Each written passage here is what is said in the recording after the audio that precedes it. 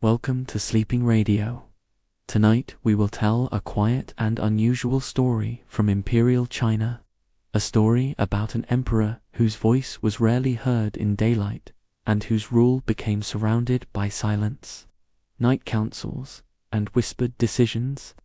Before we begin, tell us in the comments which country you are watching from and what story you would like to hear next on Sleeping Radio. The story most closely associated with the idea of a Chinese emperor who spoke only at night is linked to the reign of Emperor Wen of the Han Dynasty, whose rule began in the year 180 BCE and ended in the year 157 BCE, while no reliable source states that he was physically incapable of speaking during the day. Several early Chinese historical works describe his preference for night deliberations, silent daylight conduct, and private nocturnal discussions that shaped imperial policy. This account comes primarily from the Book of Han, written by the historian Banju in the 1st century CE. Additional details appear in records of the Grand Historian written earlier by Sima Qian, which together form the backbone of what we know about early Han emperors. Emperor Wen ascended the throne after a period of terror and instability following the fall of the Qin dynasty and the brutal rule of Empress Dowager L. China at the time was exhausted by forced labor, heavy taxation, and mass executions, and the people feared the palace more than famine. Unlike his predecessors, Emperor Wen ruled quietly, dressed plainly, and avoided spectacle. Court officials recorded that he rarely raised his voice in public audiences, often responding with gestures, brief nods, or written instructions during the day. The silence of the daytime court was not accidental. According to Bangu, Emperor Wen believed that daylight belonged to ritual, stability, and calm appearances, while true judgment required darkness, solitude, and distance from performance. At night, after the palace lamps were lit and most courtiers dismissed, the emperor would summon a small circle of trusted ministers. These sessions were conducted in low voices, sometimes lasting until dawn, with no music, no ceremony, and no formal record announced to the court. Edicts debated at night would appear the next day as simple, unemotional decrees. Because of this, later writers began to say that the emperor spoke only at night, meaning that his true voice was heard only when the world was quiet. The political philosophy behind this behavior was rooted in early Confucian and Taoist ideas. Silence was considered a form of moral discipline, and restraint was seen as proof of legitimacy after decades of tyranny. Emperor Wen reduced taxes, ended collective punishment, abolished mutilation penalties, and allowed peasants to keep surplus grain. Yet these major reforms were never announced with speeches or proclamations, only through calm administrative orders issued at sunrise. Court rumors spread quickly.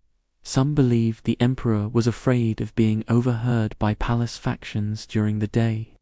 Others believed he feared heaven itself, and chose to speak only when the stars were visible. Later, Han scholars interpreted this behavior symbolically rather than literally. They wrote that emperor Wen ruled with a hidden voice, meaning his authority did not rely on presence, but on consistency. Archaeological evidence from Han administrative slips supports this view. Many edicts from his reign are unusually brief, lacking rhetorical flourishes common in later dynasties. The silence of the emperor reshaped court culture. Officials learned to observe rather than interrupt, and debates moved from public halls to private consultations. This quiet style of rule became known as the rule of Wen and Jing, shared later with his successor Emperor Jing. Chinese historians often describe this era as one of the most peaceful and prosperous in imperial history. Despite this, myths grew over centuries. Storytellers exaggerated the emperor's habits, transforming philosophical restraint into literal nocturnal speech. By the Temj dynasty, Poets wrote that Emperor Wen's words slept with the sun and woke with the moon. These poetic descriptions slowly entered popular belief as historical fact. Modern historians caution against taking the phrase "spoke only at night" literally. Instead, they explain it as a metaphor preserved through literary tradition rather than a medical or supernatural condition. Still, the image remains powerful. A ruler who governs not through spectacle, but through silence, patience, and unseen judgment. The legend of the night-speaking emperor did not remain fixed in the Han era. As centuries passed later, writers reshaped Emperor Wen's quiet habits into a symbolic model of ideal rulership. During the reign of Emperor Jing, who ruled from 157 BCE to 141 BCE, the court deliberately preserved the culture of restraint. Officials recorded that public audiences remained brief, while real decisions were still prepared privately and often finalized after sunset. This continuation strengthened the belief that wisdom avoided noise. The idea spread that daylight was for order and night was for truth. By the time of the Eastern Han Dynasty, scholars began turning historical behavior into moral teaching.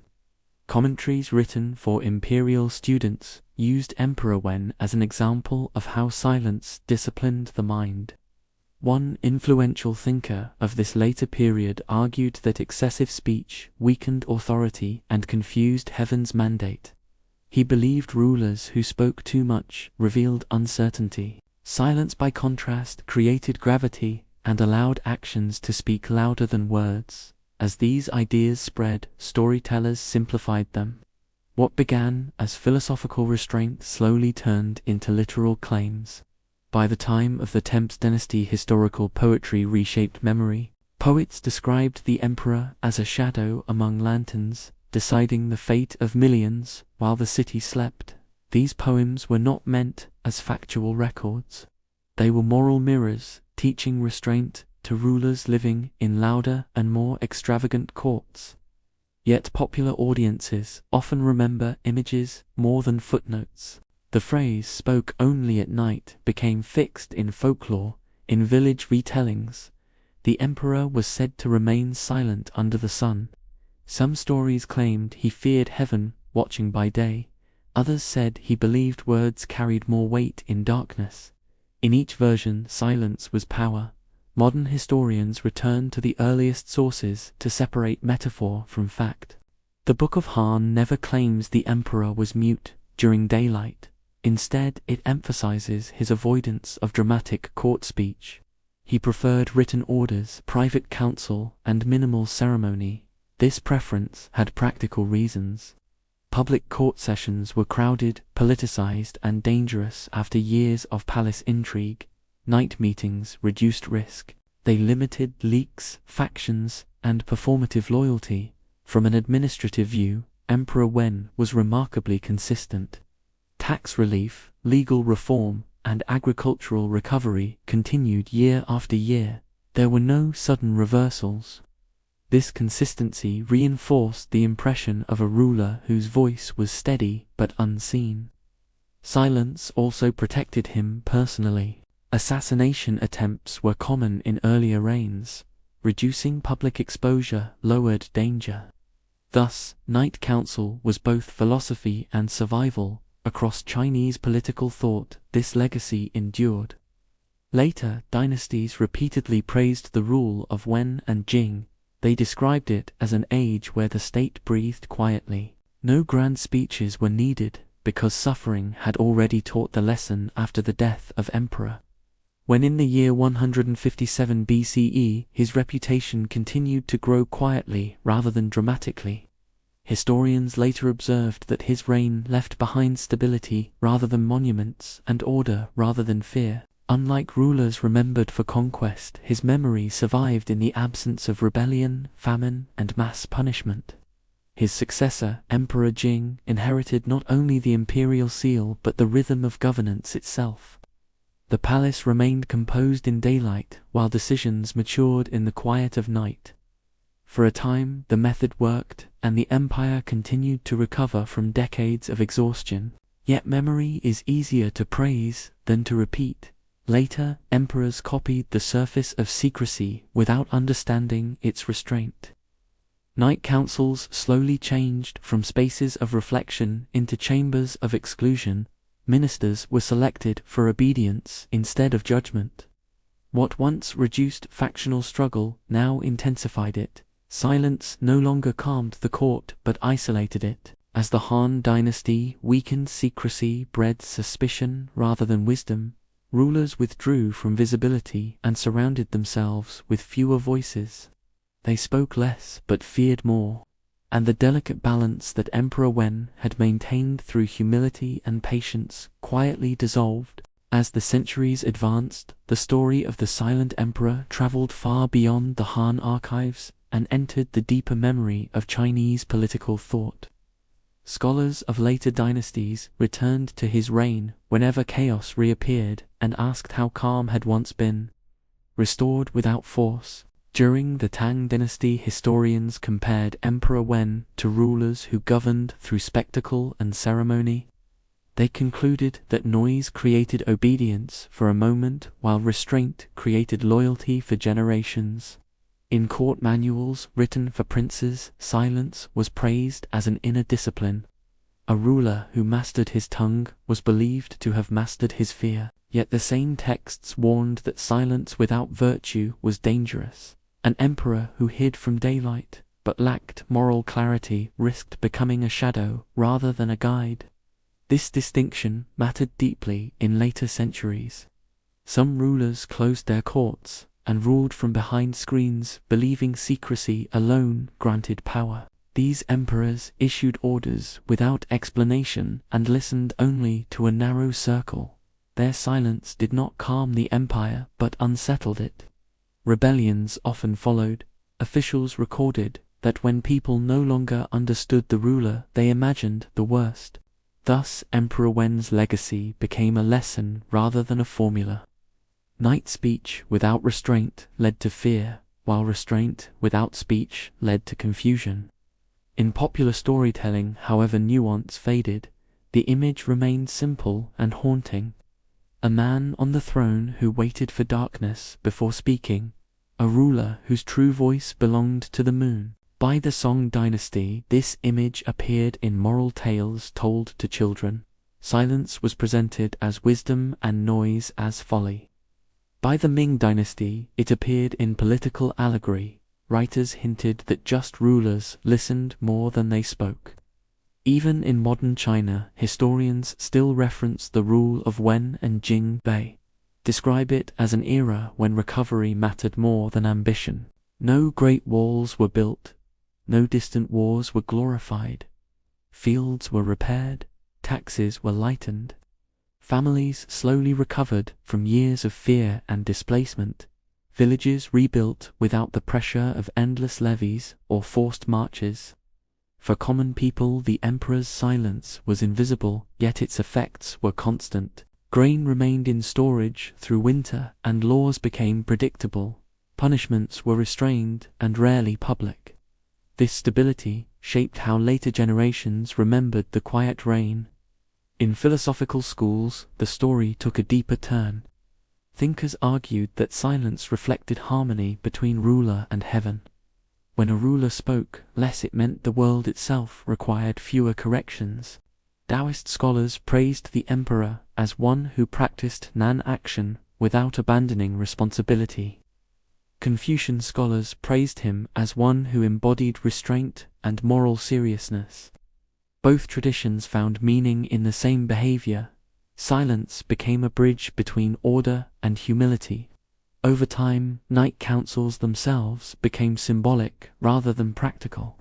They represented moments when power withdrew from display and returned to judgment. Some later emperors attempted to recreate this image deliberately. They dismissed daytime audiences and claimed devotion to quiet governance. Yet without trust, their silence felt empty. People sensed the difference between restraint and withdrawal. Historical records from troubled dynasties show increasing secrecy paired with harsher rule. Silence then no longer softened power but concealed cruelty. This contrast strengthened the legend of the earlier reign. Emperor Wen's quiet rule was remembered not for secrecy, but for gentleness. By later centuries, historians clearly stated the phrase "spoke only at night" was not literal. They explained it as a reflection of method rather than habit. The emperor did speak when needed, he simply chose not to rule through performance. Modern scholarship supports this view. Surviving documents show administrative clarity rather than mystical behavior.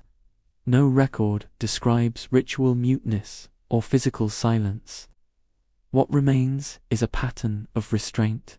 The story endures because it offers relief from louder histories. It suggests that power can exist without spectacle. A ruler may shape history without raising his voice. An empire may heal without hearing speeches. And so the legend continues quietly, a voice that waited for night, not to hide, but to listen.